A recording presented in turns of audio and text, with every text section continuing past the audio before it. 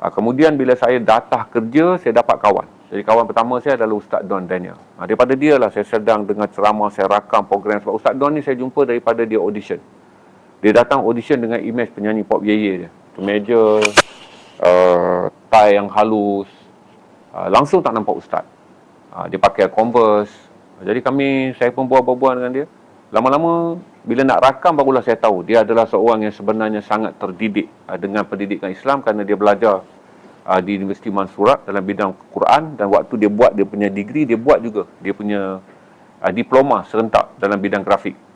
Dia belajar dua. Satu adalah diploma dalam bidang modern grafik, dan satu lagi mengekalkan dia dalam bidang Al-Quran.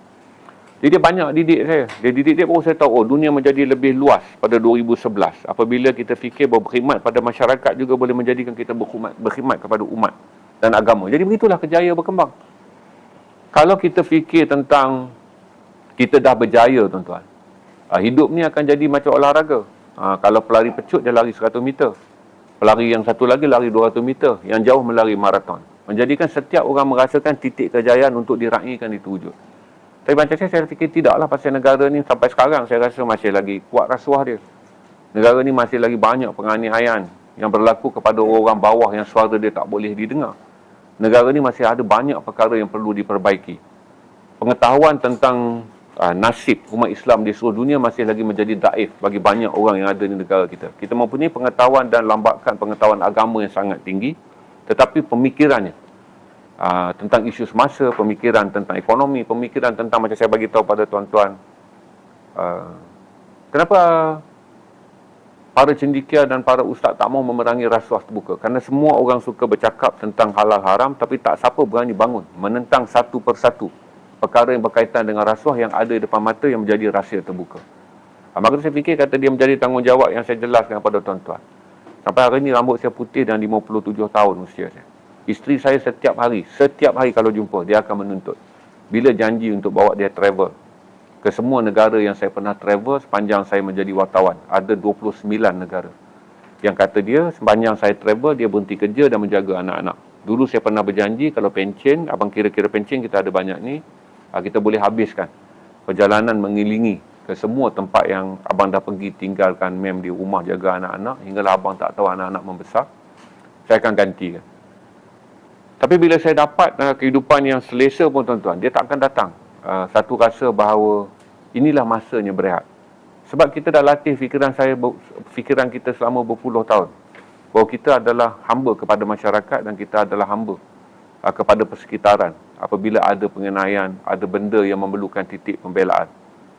Jadi itu cara dia bila kita letakkan sasaran hidup dengan meletakkan kerja adalah gaji, kerja adalah pangkat, maka kita akan cepat mencapai matlamat. Tapi kalau kerja adalah tujuan hidup, tujuan kita hidup ni kerana peluang dia ada melalui kerja, maka kita lakukan. Macam sekarang saya stream dengan tuan-tuan, hari-hari saya diperkuatkan dengan gambaran bahawa pekerjaan ini mesti menjadi ibadah.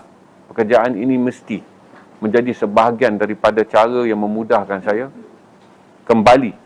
Mati nantilah, mudahnya mati saya ni, landing saya dengan umur saya ni 57, dia panggil landing time. Landing saya ni cantik je untuk masuk ke dalam alam kubur kerana saya menggunakan seluruh kehidupan saya di dunia ini tidak tentang saya, tapi adalah tentang masyarakat. Maka kayu ukur yang kita bina yang lebih besar tidak akan menipu kita dengan mengatakan, oh, okey dah, 39 aku jadi manager. Dan ini adalah satu kejutan kerana menikmati gaji 5 angka sebelum berusia 40. Jadi kalau kita letak semua benda dalam calculation yang bersifat memuaskan hati, maka calculation tu akan sentiasa kita boleh capai. Tapi kalau kita letak calculation kita tentang ibadah, calculation inilah tentang perjuangan, calculation kita adalah tentang bagaimana kita nak menjadi seorang, sebab sebaik-baik orang tu apabila dia berguna, dia memberi manfaat kepada orang lain. Sebaik-baik orang ni adalah orang yang bermanfaat kepada orang lain. Dan kita nak letakkan benda tu dalam kerjaya, supaya kerjaya kita ni tak menipu kita sebagai alat kehidupannya. Dia tak alat, dia tujuan kehidupan. Kerana kerjaya ni makan masa kita banyak, tuan-tuan. Kalau kita tak boleh tukar kerjaya kita sebagai tujuan kehidupan, dia hanya jadi alat dia dapat duit untuk meneruskan hidup, maka susah kita nak cari ruang lain untuk beribadah. Susah kita nak cari ruang lain sebagai tunggak utama yang kita gunakan sebagai tujuan dalam perjalanan hidup. Jadi itulah saya nasihatkan kepada tuan-tuan untuk tidak terlalu percaya bahawa hidup adalah sasaran yang berorientasikan benda yang boleh kita kira dan benda yang boleh kita capai. Saya fikir kalau kita berfikir tentang berbakti kepada masyarakat, semua orang akan mula merasakan bahawa setiap detik, setiap saat, selagi mata dia buka dan dia mampu, maka dia akan berkhidmat kepada masyarakat. Saya ada seorang kawan saya, Admin Noor ni selalu saya cerita lah, saya ada seorang kawan saya, sangat kaya. Saya rapat dengan dia, dia senior saya lebih kurang dalam 12 tahun. Kerana saya berkeliling dengan orang politik, maka saya rapat dengan satu orang. Dan saya tahu semua rahsia tentang diri dia. Dia ada 28 juta ringgit tunai dalam bank, tuan-tuan. Dan dia hanya ada 3 anak. Tapi hidup dia bimbang. Dia dah capai semua dalam hidup dia. Sebagai kontraktor yang berjaya, sebagai orang yang bijak. Sebab dia belajar di England. Kemudian dia buat dia punya master juga di England. Sangat berjaya. Dia capai semua benda. Tapi hinggalah hari ini, dia mula memikirkan pula apa harta nak tinggal dekat anak dia. Apa benda. Hinggalah saya fikir kata, kawan saya ni selalu jadi teladan kepada saya. Kamu telah mencapai semua perkara. Tetapi bila kita fikir tentang kita, tuan-tuan, dia jadi macam mana interview Jet Li. Siapa pernah menonton interview Jet Li? Kata Jet Li, cari video ni banyak di media sosial. Saya suka tonton interview Jet Li ni. Interview ni dibuat di Amerika. Mereka kata Jet Li, ketika dia mula menjadi seorang pendatang baru sebagai bintang di Hong Kong pada tahun 80-an. Dia mengharapkan dia berada dalam senarai bintang 10 million Hong Kong money. 10 million Hong Kong money, dia harap. Hinggalah dia kata in the 80s, dia telah menjadi bintang 20 million. Ujung 80s tu dia dah menjadi bintang 20 million Hong Kong money. 20 juta duit Hong Kong untuk satu filem yang dia berlakon. Pada awal 90-an dan pertengahan 90-an, ejen kata dekat dia, buat apa lagi berlakon di Hong Kong, 20 juta USD Hong Kong. Aku dapat satu tawaran, kalau kau pergi ke Eropah dan mereka nakkan kungfu kau dan kau berlakon, mereka akan bayar kau dalam A-list. Hero A-list di Amerika ni 20 juta bawa ke 35 juta. Maka kata Jet Li, dia pergi ke Amerika kerana 20 juta Amerika lebih besar daripada 20 juta Hong Kong. Dia sampai di Amerika. Dia kata dan dia sangat berjaya di Amerika hingga ada tahun dia berlakon satu filem, 1 tahun. Jadi duit dia sangat banyak. Cuma kata Jet Li, bila dia bergaul di Amerika, dia bergaul dengan ramai orang. Broker yang mula mendekati hati-hati di Amerika ni, ada broker yang beli saham, beli property, beli macam-macam. Sampai satu masa dia kata, dia baik dengan seorang broker yang Chinese American. Jadi dia orang sembang hingga jadi kawan, kata broker Chinese American tu. Berapa kau buat sebulan? Kata Jet Li, satu movie 20 juta. Dan broker tu kata dia sangat memenatkan. Lebih baik kau berhenti dan gunakan nama kau jadi seorang ejen pelabur.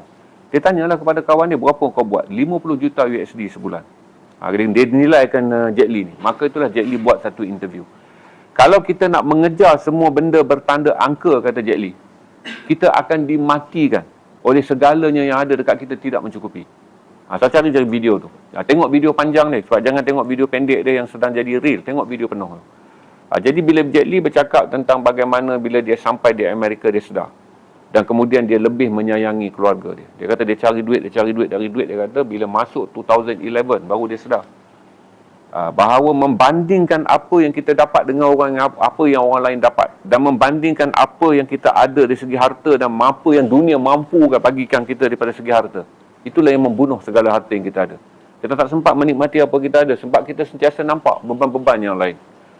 Maka tu saya bagi tahu, kata kalau kita letakkan ukuran pangkat dan juga ukuran pendapatan, tuan-tuan akan mula merasakan satu, kalau tuan-tuan seorang yang berjiwa kecil, capai pangkat tu, capai gaji tu is enough. Kalau tuan-tuan seorang yang kemudiannya tak boleh mengendalikan, hingga saya kata tadilah kawan saya ni, pada tahun 2014 dia berusia 56 tahun, dia ada 28 juta tunai. Saya tak mau kira rumah dia yang menggunakan tiang roman tu. Saya pernah sindir dia, rumah kau saja boleh bangun 7-8 biji rumah PPR. Masa tu rumah PPR hanya RM15,000 sebiji untuk dibangunkan di kampung-kampung pedalaman, kerana kami berada dalam meja yang sama menguruskan kemiskinan masyarakat Melayu sebagai lembaga forum penasihat kepada pejabat Perdana Menteri.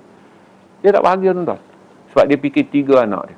Apa ni berapa juta rumah orang ni, anak ni. Nanti kalau ni, dia sampai satu level bila kita memula memikirkan secara intrinsik diri kita, keluarga kita, anak kita, maka kita akan lebih terkorban daripada memikirkan tentang agama kita, bangsa kita, negara kita. Agama, bangsa dan negara kita memberi justifikasi yang lebih adil untuk kita jadikan teras dalam kerjaya daripada kita ambil kayu ukur tentang diri kita. Sebab akhirnya akan datang ketamakan, akan datang rasa bahawa apa yang kita miliki sebenarnya boleh kita dapat banyak lagi, dan kita akan rasa kecewa bila membandingkan apa yang kita ada dengan apa yang orang lain ada. Sebab tu bila saya kata, menonton interview Jet Li adalah satu penjawab yang tepat bagi seorang yang ada pengalaman nak kejar hidup dia dengan menjadi bintang 10 juta Hong Kong Hong Kong dollar. Dia capai 20 juta Hong Kong dollar bila dia menjadi bintang popular. Dan di tengah-tengah dia top di Hong Kong. Ejen datang bagi tahu dekat dia, jangan stay Hong Kong. Kau akan dapat 20 juta Hong Kong. Di Amerika sudah ada demand. Kalau aku boleh bawa kau ke Amerika, kau akan menjadi A-list di Amerika. 20 juta USD per filem. Tapi akhirnya selepas semua tu, Jet Li membuat satu kesimpulan. Dia telah kehilangan banyak bahagian dalam hidup dia kerana dia menghitung pencapaian hidup berasaskan kepada angka, berasaskan kepada kejayaan. Sebagai pelakon, dia nak jadi bintang A-list Hollywood. Sebagai pelakon, dia nak capai satu bayaran 20 juta. Yang kemudiannya bila dia bergaul di tempat yang lebih tinggi, datang orang gelakkan dia. Satu filem, satu bulan kau berlakon, terjun apa semua ni kau buat 20 million. Kalau kau ikut aku dengan membawa pengaruh nama kau Jet Li dan kau menjadi seorang ejen pelabur, kau boleh buat 50 juta USD per bulan. Itu yang Jet Li kata dia terpukul dan dia mula rasa satu titik untuk bertolak ke belakang bahawa dia telah terlajak jauh dengan mengandalkan hidup ini adalah pencapaian populariti dan hidup ini adalah pencapaian kewangan. Saya harap saya dapat jawab soalan. Kita ada berapa tontonan hari ni, Rino? 1.5 juta. Saya harap saya dapat jawab. Ada orang jumpa video Jet Li tu tak? Dah pernah tengok, cari je. Jet Li interview on life and money. Pada tengok video penuh. Sebab itu adalah satu interview eksklusif saya rasa. Saya rasa durasi penuh dia mungkin 24 minit bagi rancangan 30 minit. Tapi saya tengok yang versi 10 minit. Ada soalan yang lain?